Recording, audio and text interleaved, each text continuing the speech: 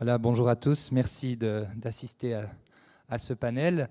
J'ai intitulé la présentation Actionnariat actif, impact sur la durabilité du portefeuille, comme élément de réponse au thème de la journée, qui est entre hypocrisie et impact réel. Et je pense que effectivement, l'engagement, le dialogue avec les entreprises, c'est un petit peu vu par certains, je dirais, organisations qui demandent par exemple des investissements comme un alibi.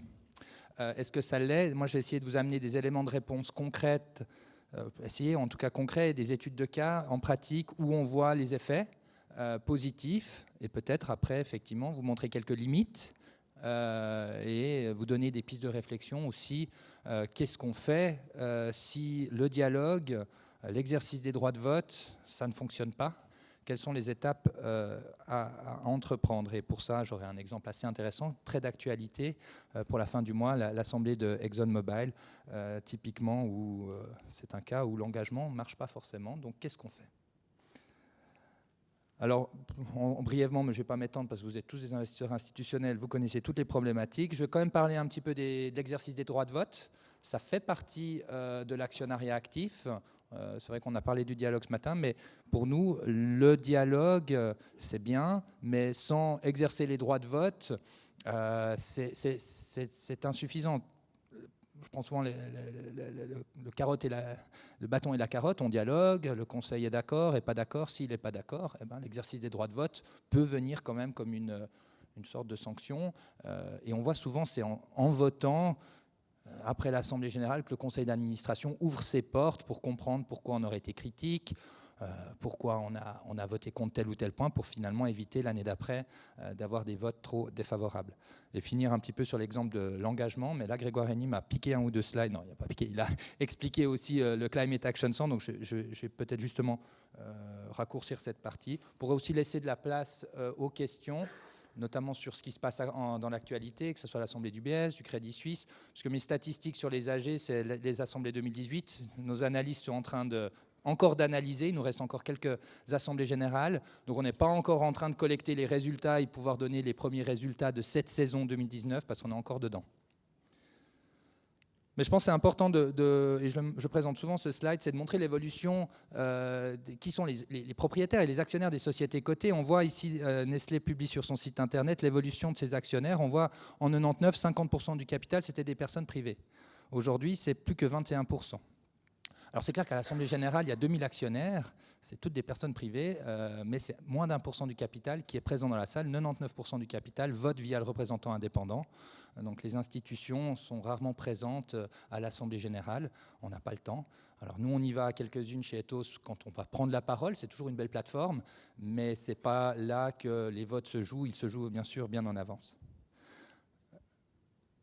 Et on voit aussi l'évolution, on en a parlé ce matin, mais c'est clair que les investisseurs institutionnels, par rapport à un investisseur privé, ils gèrent le patrimoine d'autrui. Donc vous avez des comptes à rendre à autrui, c'est la grande différence avec une personne privée.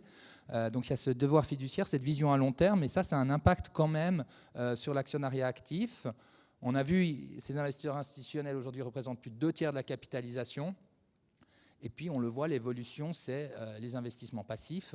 Là, c'est une statistique aux États-Unis, c'est les fonds domiciliés aux États-Unis. On voit que les flux, depuis 2000, c'est 3 000 milliards dans la gestion passive contre 200 ou 300 millions dans la gestion active. Ça, c'est les fonds domiciliés US. Bien sûr, la tendance, elle est internationale. Je n'ai pas de chiffres en Suisse. Peut-être si vous avez ces études-là, ça pourrait compléter mes présentations. Mais on voit bien cette tendance, on la sent bien en Suisse aussi. Donc, évidemment, passif, ça veut dire captif. Ça veut dire qu'on ne vend pas ces titres comme ça. Alors oui, on peut avoir des exclusions des indices custom. La CPSG, je pense qu'elle est vraiment pionnière dans son approche, mais n'empêche qu'on prend quand même une grosse exposition à l'ensemble des titres, avec les problèmes de durabilité qu'on peut avoir et avec les problèmes de gouvernance. Et là, on est face effectivement à un problème. Sinon, le seul moyen d'action pour les investisseurs institutionnels, c'est d'exercer leur droit de vote et l'engagement. Donc c'est pour ça que pour nous, l'actionnariat actif, c'est... Alors est-ce que c'est un devoir ou une opportunité? C'est devenu un devoir avec Minder. Maintenant, les caisses de pension ont l'obligation de voter, n'ont pas forcément l'obligation de dialoguer. Mais nous, on le voit surtout aussi comme une opportunité. une opportunité d'améliorer la gouvernance des sociétés. On voit des effets positifs avec l'exercice des droits de vote. Et on voit aussi, effectivement, au niveau ESG, c'est clair qu'à l'Assemblée générale, c'est plutôt le G, la gouvernance, qui est abordée. Donc, les thématiques environnementales et sociales sont moins abordées, ça commence, mais c'est important d'en parler, justement, dans le cadre du dialogue. Et l'actionnariat actif, c'est un élément central des différents codes, des stewardship codes. Le plus connu, c'est au UK, le UK Stewardship Code, où là, vraiment, on a, dans le devoir fiduciaire des institutions, l'obligation de voter et d'engager le dialogue. C'est aussi un des éléments des UNPRI, hein, c'est dans les principes des UNPRI. Donc c'est vraiment au cœur, je dirais, du devoir fiduciaire des investisseurs institutionnels, l'exercice des droits de vote et l'engagement, le dialogue. Donc au niveau des droits de vote, ça je ne vais rien vous apprendre au niveau des caisses de pension. Donc les caisses de pension ont depuis 2015 l'obligation d'exercer les droits de vote des actions suisses détenues en portefeuille en direct. Évidemment, ça marche bien pour les grandes caisses. Pour les plus petites caisses qui sont investies de manière indirecte dans les fonds, là, il n'y a pas d'obligation de vote. Et là, j'ai repris la régulation SFAMA au niveau des fonds. Il n'y a pas d'obligation de voter, seulement si on a des positions déterminantes ou si les sujets je dirais, ont un impact, peuvent affecter durablement les intérêts des investisseurs. Donc un cas de fusion, par exemple, pourrait être soumis, mais la SFAMA est assez peu claire avec ses obligations. Et je pense que la Suisse est un peu en retard par rapport à beaucoup d'autres pays, par rapport au fonds. Et on peut s'attendre aussi ici à peut-être des évolutions dans ce domaine-là. Au niveau de l'ORAB, elle ne dit pas forcément aux institutions de prévoyance la manière dont ils doivent voter, mais on a un peu réglé la chose de l'initiative Minder en disant que l'institution doit voter dans l'intérêt à long terme de l'institution de prévoyance. Alors ça, on peut en débattre largement. Mais dans tous les cas, quand on est un investisseur institutionnel, il est fondamental d'avoir des lignes directrices de vote. Ces lignes directrices de vote doivent être transparentes, à notre avis, pour les assurés, et elles doivent effectivement reprendre ces enjeux d'intérêt à long terme de l'institution de prévoyance. Et c'est ici qu'on peut aussi adresser bien sûr les enjeux de bonne pratique en gouvernance, mais éventuellement aussi les enjeux ES, environnementaux et sociaux, dans sa politique de vote.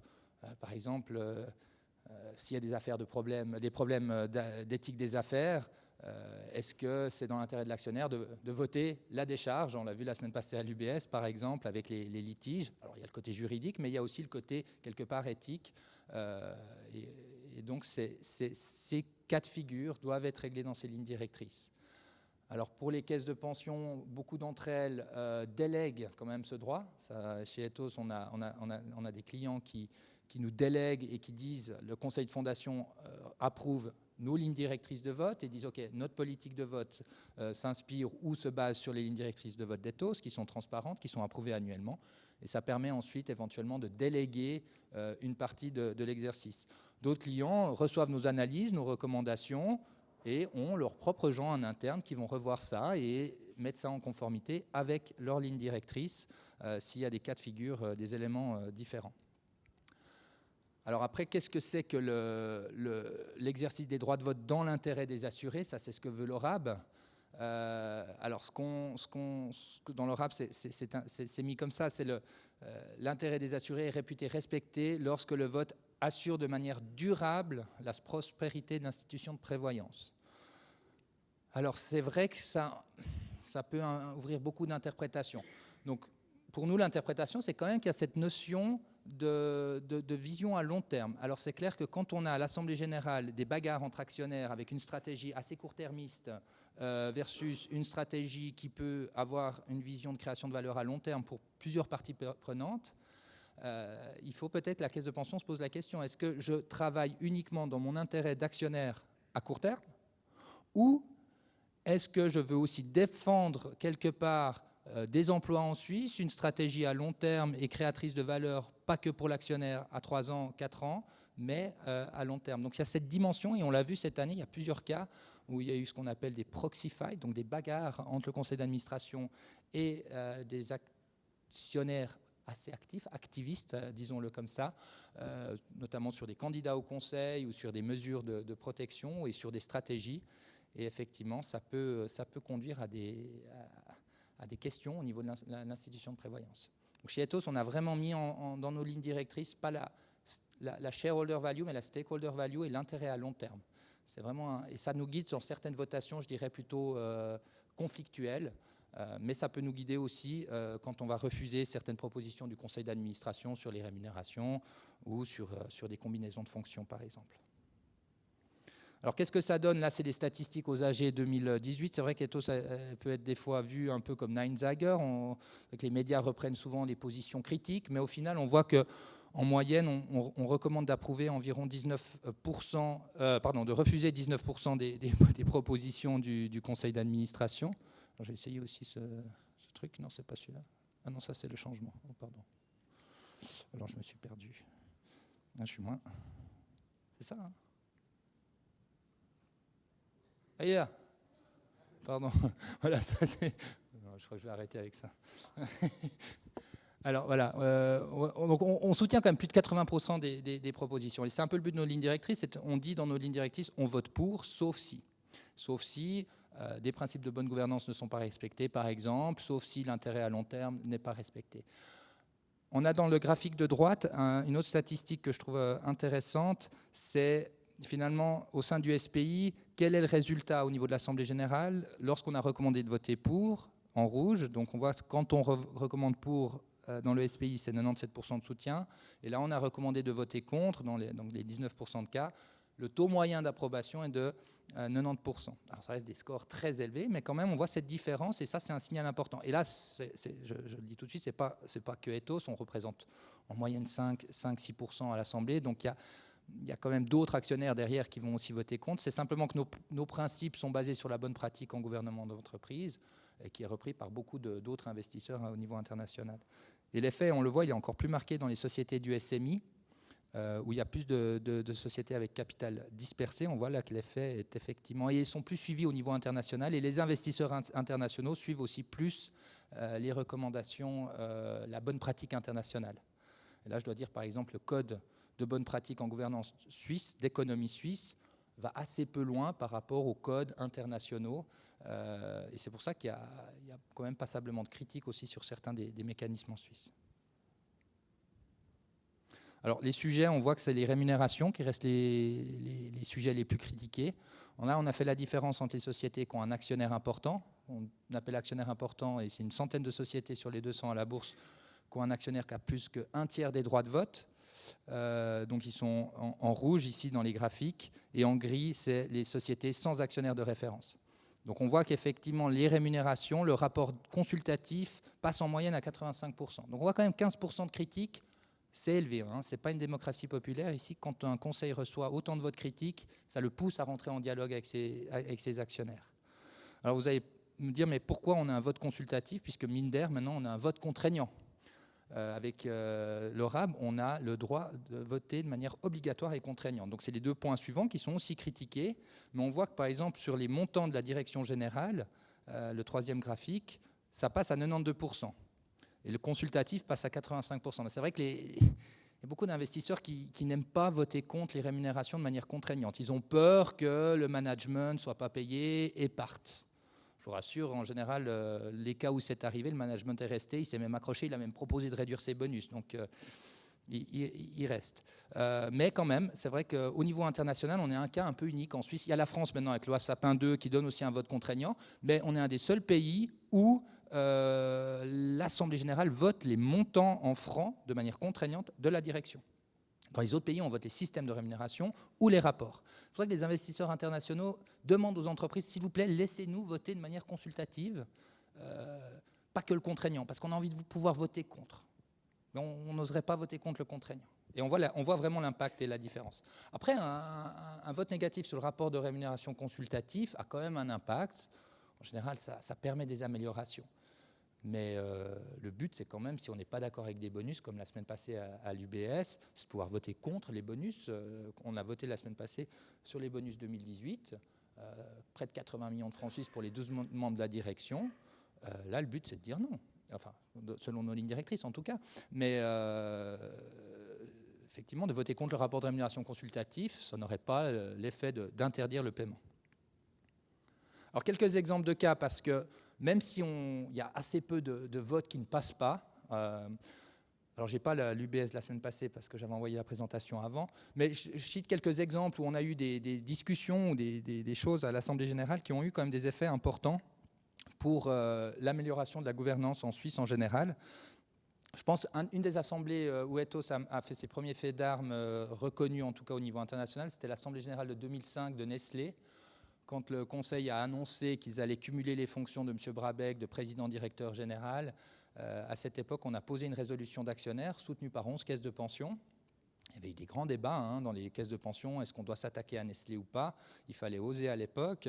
Et notre résolution, quand on l'a déposée, M. Brabeck, il a menacé, il a dit « si vous soutenez cette résolution, je vais démissionner ». Ça ne se faisait pas à l'époque d'attaquer comme ça un conseil d'administration. Mais n'empêche, notre résolution a eu 36% de soutien, 14% d'abstention. Alors, on avait proposé de changer les statuts, d'interdire le cumul dans les statuts. Ça a été un énorme signal. C'est la première fois que Nestlé a senti que l'Assemblée générale pouvait dire non à quelque chose ou bien changer son plan.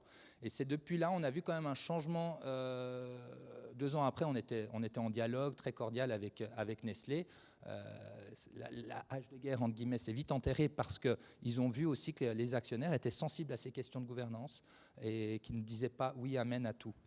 Mais il fallait effectivement faire ça. Ça a conduit à pas mal de progrès par la suite. Et je pense que ça a été le premier élément. À l'époque, on avait une vingtaine de sociétés en Suisse qui cumulaient les fonctions. Aujourd'hui, il y a 1 ou 2 exceptions. Voilà. À l'AG 2008 du BS, on avait fait une demande de contrôle spécial. Parce qu'à l'époque, il y avait des enquêtes de la FINMA pour comprendre toutes ces pertes. Mais tout ça n'aurait pas été public et les actionnaires n'auraient pas pu comprendre tous les enjeux derrière ces pertes colossales que l'UBS avait faites avec les subprimes.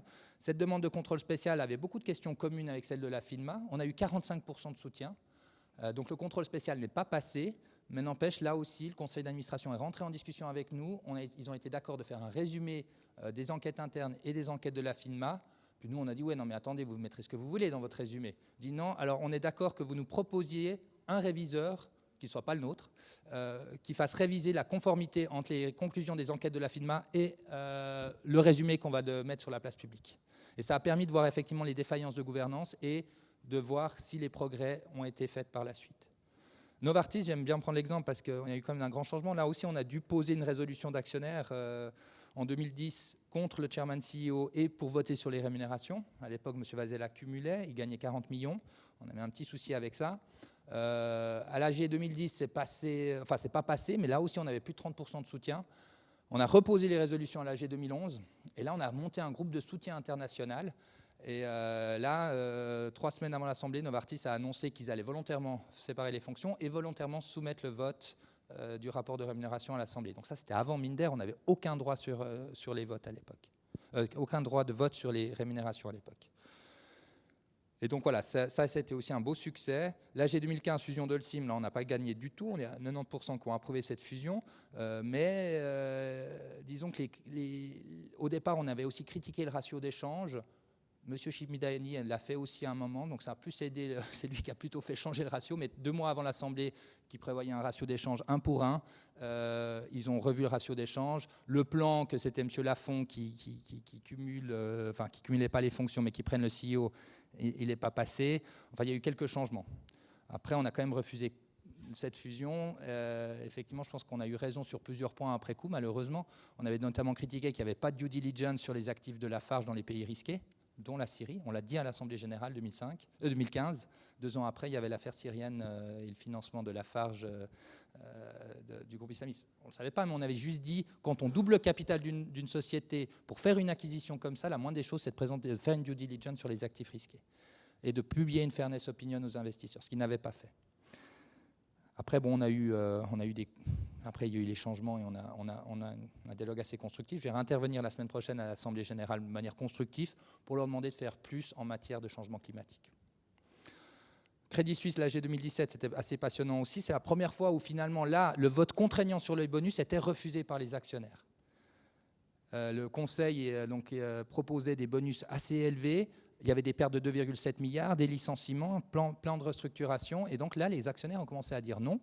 Évidemment, vous le savez maintenant, ça a été publié pas mal par la presse suisse alémanique, le Conseil est au courant des votes 2 semaines avant l'Assemblée générale. Maintenant, l'opinion publique suisse découvre que le Conseil est informé des votes, mais ça, on le sait depuis longtemps. Et là, 2 semaines avant l'Assemblée générale, M. Thiam, très intelligent, discutait avec Norges Bank, notamment, parce que Norges Bank avait 5%, et a dit, bon, je réduis mes rémunérations et ceux de mes collègues de la direction de 40%, est-ce que vous approuvez? Et là, le fonds norvégien a changé sa position, ils ont dit oui. Donc le vote est passé à 59%, et là, c'était le vote contraignant sur les bonus 2016. Donc c'était vraiment, si ça ne passait pas, c'était 0 francs. Il a eu 60% de ce qu'on lui avait promis. C'est une petite victoire quand même, parce qu'on voit que là, il y a eu un effet. Il n'a pas démissionné pour autant, hein. Il est toujours là. Sika, j'en ai pour un sacré moment si je veux tout vous raconter l'histoire, mais vous savez, c'était cette tentative de prise de contrôle de Saint-Gobain, très belle société française, je n'en dis rien contre, d'ailleurs qui a vu une superbe opportunité en Suisse, acheter 16% du capital, prendre le contrôle, 50% des droits de vote et pas faire d'OPA. Non, mais ça, c'est le rêve de tout entrepreneur. Et ça, c'est possible en Suisse grâce à la double classe d'action et l'opting out. Et Sika, dans ses statuts, avait les deux choses. Donc quand la famille Burkhardt, famille fondatrice, dit je veux vendre ma participation, Saint-Gobain dit génial. Entre nous, M. de Chalandard a signé le contrat de 2,5 milliards tout seul comme un grand, un chairman CEO, donc assez impressionnant. Et là, on s'est mobilisé chez Ethos et les caisses de pension nous ont soutenus. On a fait une résolution en décembre, donc 3 semaines après l'annonce, en disant on veut supprimer cet opting out pour essayer de faire tomber le deal. Après, il y a les Américains, Bill et Melinda Gates, qui sont rentrés dans le jeu. Le conseil d'administration, heureusement, était assez indépendant. Et c'est là où c'est important d'avoir un conseil d'administration qui est aussi indépendant de l'actionnaire de contrôle. Il a appliqué la clause statutaire de limitation des droits de vote, qui était valable pour ses actions privilégiées, ce qui a bloqué le deal. Alors la famille Burkhardt n'était pas contente. Elle a dit non, ça ne joue pas parce qu'on n'a pas vendu les actions nominatives, on a vendu la holding familiale qui détient les nominatives. Donc changement indirect. Donc ils sont allés au tribunal, 3 ans de procédure. Au final, le conseil s'est battu. Ethos a soutenu le conseil, les membres indépendants du conseil, et puis ils ont trouvé un accord à l'amiable après 3 ans, alors que le cours avait fait presque x3. Donc tout le monde était vainqueur. Finalement, Saint-Gobain a fait une bonne opération. La famille Burkhardt avait plus intérêt de vendre avec sa prime de 80% parce qu'il gagnait plus avec le cours actuel. Enfin bref. Mais là, il fallait se mobiliser assez vite pour soutenir le conseil d'administration. Je mentionne 2AG 2009. Novartis, j'aime bien le dire parce qu'on dit souvent qu'on est dans l'opposition, mais cette année, c'est la première fois de l'histoire d'Ethos qu'on a soutenu ici le rapport de rémunération consultatif. Alors là, on a voté contre le contraignant. Nous, on est un peu l'inverse des Américains. Parce que le vote contraignant, on demande un budget de 90 millions pour 2020. Là, on trouve que c'est un peu élevé, ça peut donner 9 fois le variable du CEO. C'est un petit peu beaucoup à notre goût. Par contre, le rapport 2018, c'est déjà le rapport le plus transparent. Et le nouveau CEO, il a gagné 6,6 millions. Ce qui passe juste dans nos lignes directrices.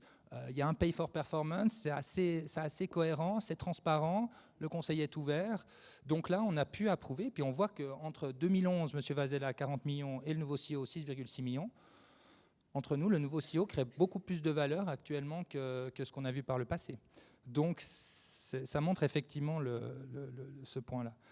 Dernière petite anecdote, Banque cantonale du Valais. Là, j'aime bien parce qu'on a dû voter, vous savez qu'il y a le cas, le conseil d'administration attaque son ancien dirigeant, M. Papillot, pour l'histoire du crédit, la Arco Pharma. Et là, à l'Assemblée, on reçoit l'ordre du jour et puis il demande un vote de la décharge in globo, donc de tout le conseil, y compris M. Papillou. Alors là, on rentre en contact avec la banque, on a M. Perruchou, le CEO, je dis mais qu'est-ce que vous êtes en train de faire? Vous attaquez votre ancien dirigeant et vous lui demandez sa décharge. Vous êtes en train de vous couper l'herbe sous le pied. Ah bon, je vais me renseigner. Et voilà, c'est juriste. 2 jours avant l'Assemblée générale, il change l'ordre du jour. Effectivement, 1 point pour demander la décharge du conseil et 1 point pour ne pas demander la décharge de M. Papillou. Mais ils n'avaient pas vu, alors je ne sais pas s'ils n'avaient pas vu le PEC ou ils ne voulaient pas froisser M. Papillou, mais enfin, 5 minutes. Voilà, quelques exemples. Et UBS la semaine prochaine, mais je vais garder du temps pour les questions, comme ça vous pourrez me poser ces questions. Effectivement, la décharge de l'UBS n'est pas passée la semaine passée. Je parle pardon. Elle n'est pas passée parce que bon, il y a l'affaire française des 5 milliards d'amendes potentielles. Ils ont fait recours, mais disons qu'il y a des grands risques juridiques et là, les actionnaires ont refusé de donner des charges au conseil d'administration. Elle est passée à 42%, ils avaient besoin de 50%. Donc c'est un énorme signal. C'est une petite victoire. C'est clair qu'il n'y aura pas de plainte à court terme. Ça, on sait bien qu'en Suisse, ce n'est pas évident d'attaquer le conseil d'administration, mais n'empêche qu'il reste responsable sur l'année 2018 et les éléments révélés. Donc ça a un effet de signal important. Alors, une tendance à long terme sur l'indépendance des conseils d'administration, je pense que c'est intéressant quand on a... Bon, là, on a les 100 sociétés en rouge, les 100 plus grandes sociétés, les 150 sociétés, c'est notre univers d'engagement. On voit que l'indépendance entre 2009 et 2018, et ça, c'est selon les critères d'Ethos, donc qui vont plus loin que les critères d'économie suisse, par exemple, on voit que l'indépendance est passée de 48% des sociétés qui avaient plus que 50% d'indépendants dans le conseil, à 74% pour les 100 plus grandes sociétés. Donc on a maintenant une bonne partie des sociétés qui ont un niveau d'indépendance qu'on peut qualifier de satisfaisant. Et on voit vraiment une belle progression. Et ça, je pense, c'est quand même l'effet de cette pression à l'Assemblée générale. Alors, quelques mots sur l'engagement. Je crois que Grégoire Régnier en a parlé. Ce que je voulais juste vous mentionner, c'est... Là, vous avez les deux programmes d'Ethos, un petit peu les commerciaux quand même, mais c'est vrai que nous, on l'a dit, pour avoir un effet, pour nous, c'est important de regrouper les efforts et les forces. Et avec l'Ethos Engagement Pool Suisse, qu'on a créé en 2004, aujourd'hui, on a 134 membres, représentant 223 milliards. Donc, quand on va parler avec une société, on a un autre poids, effectivement, que si on va avec nos petits fonds de placement, où on n'aurait pas le même impact. Et depuis 2 ans, sur demande des caisses, on a créé les EP internationales où on va aller proposer de faire de l'engagement au niveau international. Alors, on ne le fait pas de manière directe comme on le fait en Suisse. En Suisse, on va dialoguer avec le conseil d'administration, on rencontre les gens. Au niveau international, on rejoint des initiatives et on soutient des initiatives. Par exemple, justement, ce Climate Action 100+. Alors, 2 mots sur l'organisation, ça Grégoire en a parlé. Mais ce que je trouve intéressant, c'est que parmi les 320 investisseurs qu'il y a dans cette initiative, chaque investisseur, pour chaque société, il y a 1 ou 2 investisseurs responsables. Donc nous, chez Ethos, on a pris le lead pour l'engagement chez Nestlé, LafargeHolcim et ThyssenKrupp. C'est des sociétés qu'on connaît bien. Par contre, chez Shell, on compte sur Robeco. Dans d'autres sociétés, il y a UBS qui est engagé. Donc effectivement, on collabore entre investisseurs pour avoir plus de poids. Donc quand on va chez Nestlé, on va non seulement au nom des 134 caisses de pension, mais surtout au nom des 310 investisseurs internationaux qui représentent ces 32 000 milliards de fortune.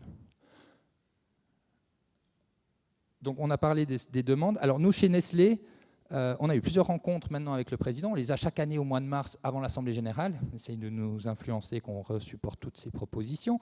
Mais là, on a abordé les questions du changement climatique, en disant notamment au conseil d'administration, c'est très bien, mais comment vous m'expliquez que vous n'avez pas un seul expert du changement climatique? Pour Nestlé, c'est un enjeu majeur. 90%, alors là, pour le coup, c'est 90% des émissions de CO2, c'est dans la chaîne d'approvisionnement. Je veux dire, avec le changement climatique, c'est tout le business model qui est à risque. Le cacao, le café, toutes leurs ressources naturelles. Il y a un vrai enjeu à long terme sur la création de valeur. Et dans le conseil, on a 2 personnes de background pétrolière, mais pas un expert environnemental. L'autre problème, c'est qu'ils ont cumulé le comité de nomination avec le comité de durabilité. Et l'année passée, par exemple, on se fait 4 séances d'1 heure pour les 2 thèmes, nomination et durabilité. On leur dit gentiment, important, séparé. Le conseil, comme signal, c'est important. Et je finis avec... donc là, on a quelques résultats intéressants. Vous pourrez le suivre au fur et à mesure de la... Là, Shell, on en a parlé. Effectivement, c'est un succès de la Climate Action 100. Par contre, un échec, c'est Exxon. Exxon, malgré ses demandes et malgré l'engagement, il n'y a pas les résultats. Le Conseil ne veut pas mettre en place les mesures, des objectifs de réduction, améliorer sa gouvernance, mettre en place un reporting de type TCFD. Et alors là, les actionnaires responsables ont dit, comme on n'arrive pas avec le dialogue, on pose une résolution d'actionnaires. Church of England et New York State Common Retirement Fund, qui sont les 2 investisseurs responsables de l'engagement, font cette résolution d'actionnaires. Exxon fait pression sur la SEC parce qu'aux États-Unis, c'est très facile de faire une résolution d'actionnaires, mais elle doit avoir elle est déjà non-binding, donc non contraignante, et elle doit avoir l'approbation du gendarme boursier.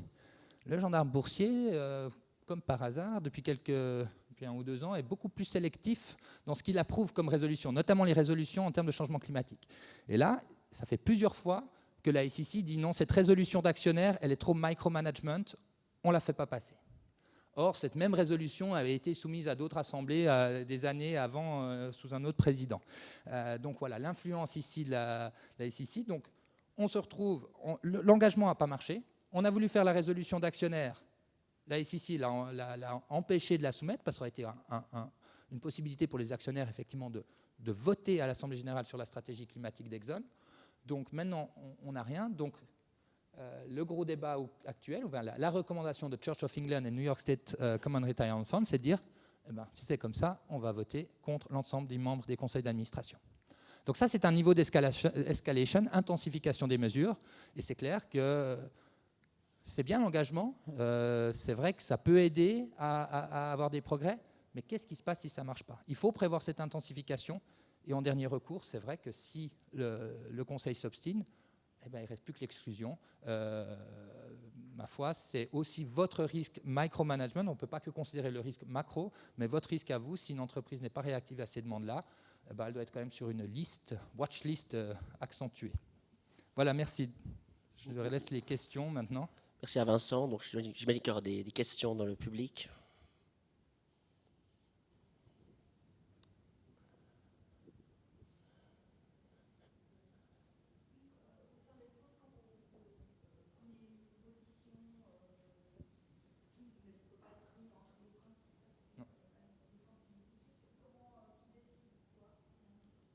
Oui, alors on essaie le maximum des cas, donc on a nos analystes qui vont suivre les lignes directrices d'Ethos, et puis c'est vrai que dans nos lignes directrices, il y a des points où c'est en principe, parce qu'on essaie aussi de tenir compte, et c'est pour ça qu'on se concentre sur le marché suisse aussi, où on a notamment l'engagement qui est très fort, et du coup, dès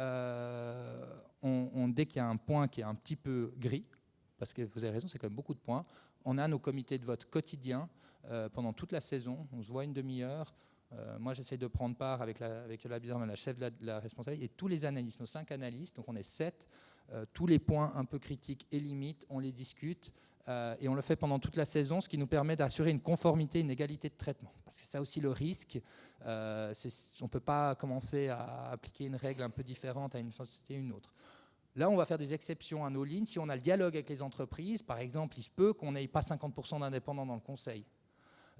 Mais là, on a clairement, le Conseil nous écrit par écrit, oui, on cherche quelqu'un, on est en processus, on n'a pas trouvé pour cette Assemblée générale, mais on est vraiment dans le processus pour l'année prochaine. Là, on peut, sur cette base écrite, et en général, on va l'écrire dans le proxy report, on demande toujours aux entreprises qu'elles nous autorisent à le dire à nos clients, pour pas... et donc voilà, on peut avoir des cas un petit peu où on va être sur une démarche constructive. Mais c'est vraiment décider ça en comité, ce n'est pas l'analyse tout seul qui décide. Non.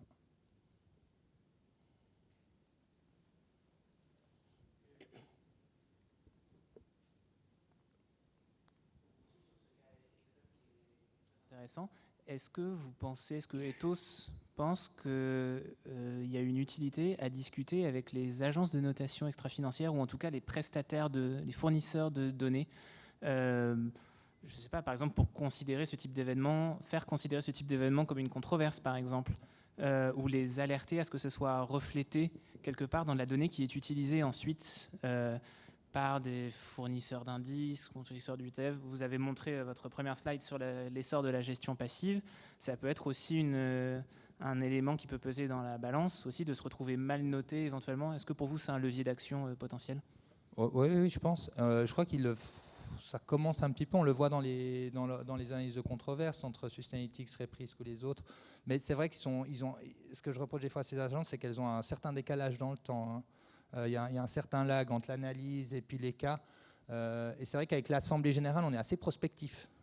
On est en avance en général. Donc, mais ça crée un peu la controverse. Donc, il faudrait qu'il soit...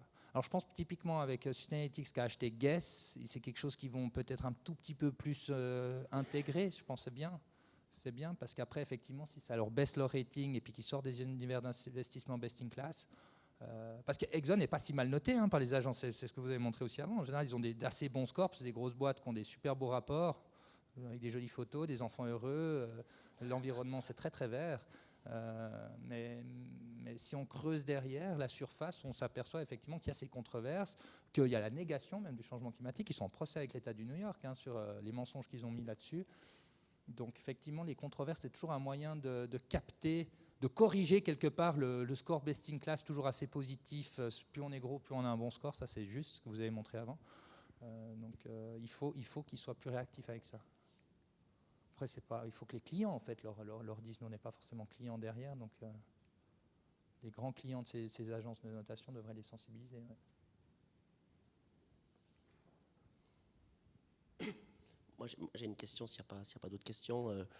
Au sein du SMI, aujourd'hui, quelle proportion des sociétés intègrent donc la notion de changement climatique et de risque climatique et développent une véritable stratégie, notamment en lien avec des objectifs de réduction des émissions carbone? Alors, sur le papier, je dirais 19 sur 20, il y a qui le prônent. Je dirais que Swatch, certainement qu'ils le font, mais ils disent rien, ils veulent se concentrer sur leur business, mais ils restent très très peu transparents et très peu vocal là-dessus. Après, c'est peut-être moins un des enjeux. Mais après, une bonne stratégie, je pense c'est quand même limité. Puis ça dépend aussi des niveaux d'enjeu. Donc pour nous, il y a 2 sociétés qui représentent une grosse partie des émissions du SMI. C'est aussi ça qu'il faut voir. 2 sociétés font 80% des émissions de CO2. Et si on prend le scope 3, c'est même plus. C'est Nestlé et LafargeHolcim. C'est pour ça que c'est les 2 sociétés qui sont visées par le Climate Action 100.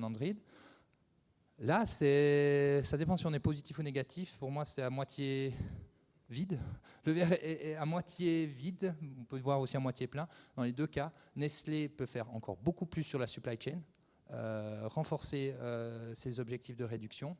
Ils ont des bonnes ambitions, ils veulent à 2050, je crois, être pratiquement neutre. Mais 2050, il n'y a plus personne qui sera là. Donc il faut des objectifs intermédiaires à court terme. Et là, le gros enjeu, leur objectif actuel arrive à fin 2020, les objectifs actuels de chez Nestlé. Et là, c'est la grande discussion maintenant. C'est le prochain seuil d'objectifs, d'avoir des objectifs. Il ne faut pas que ça soit trop court terme parce qu'on n'arrive pas à les mettre en place. Mais il faut quand même des objectifs intermédiaires à 3 ans. 3 ans, c'est pas mal parce qu'on pourrait les lier aussi au plan de rémunération des managers. C'est souvent les horizontants des... Alors c'est assez court terme, mais dans la durée de vie d'un manager, c'est pas mal. Et LafargeHolcim, alors ils ont des monstres en jeu, c'est pas évident de faire le ciment, c'est très très énergivore, mais on voit qu'il y a des techniques possibles pour réduire l'impact. Et là, on leur reproche de ne pas assez investir en recherche et développement. L'année passée, ils ont investi 98 millions en recherche et développement. Lafarge tout seul faisait pratiquement 80 millions, Holcim tout seul 80 millions, ça aurait dû faire 160 millions. Donc là, ils font des synergies sur la fusion, mais on trouve qu'ils coupent les investissements au mauvais endroit. Pour nous, ils devraient effectivement beaucoup plus investir là-dedans. Et on attend aussi de LafargeHolcim qu'ils fassent un reporting TCFD. Donc ça, c'est le dialogue qu'on a avec eux.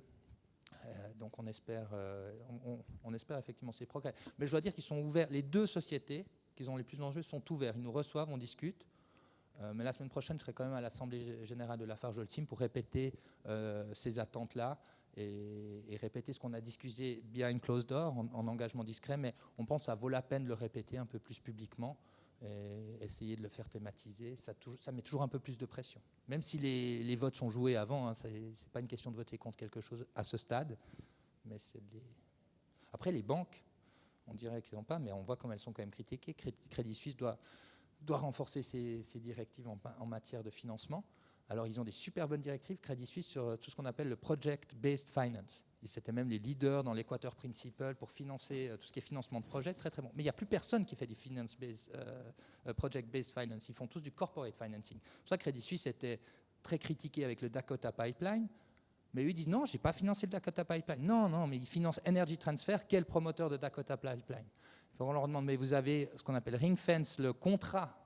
On a discuté avec eux pour nous garantir, parce qu'ils disent oui, mais Energy Transfer, c'est aussi du renouvelable, ils ne font pas que ça. Parce que sur le papier, Dakota Pipeline est contre leur directive. Donc, par contre, le crédit à Energy Transfer, ça passe. Parce que oui, ils font aussi du renouvelable. Mais est-ce que vous êtes sûr que l'argent que vous avez prêté ne part pas au Dakota Pipeline? Ah ben, c'est impossible de vérifier. Donc voilà, on joue un peu avec les mots. Mais là, ils devraient renforcer leur directive. Donc, je dirais, il n'y a personne qui est parfait dans le SMI. Et sur les autres enjeux, il y en a d'autres, on le sait, il n'y a pas que le réchauffement climatique.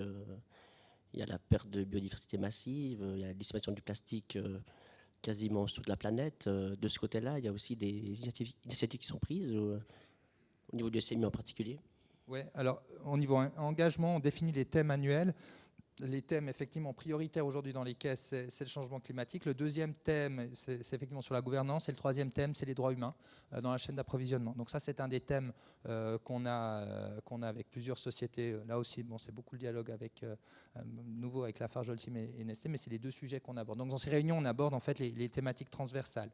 Il y a un autre sujet qu'on a abordé depuis 2 ans maintenant, sur demande d'une caisse de pension, c'est la responsabilité fiscale. C'est pas qu'il les interdire de faire de l'optimisation, mais c'est d'être transparent avec la manière dont ils font leur montage et garantir aux investisseurs qu'effectivement ils n'auront pas d'opération uniquement à raison fiscale et leur demander aussi plus de transparence.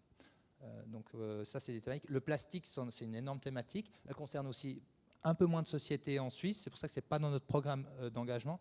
Par contre, si vous étiez à l'Assemblée de Nestlé, là, et à Greenpeace qui est intervenu aussi avec le... Donc là, ça marche toujours aussi quand les ONG commencent aussi à faire pression. Mais disons que c'est difficile d'avoir tous les sujets sur le pipeline.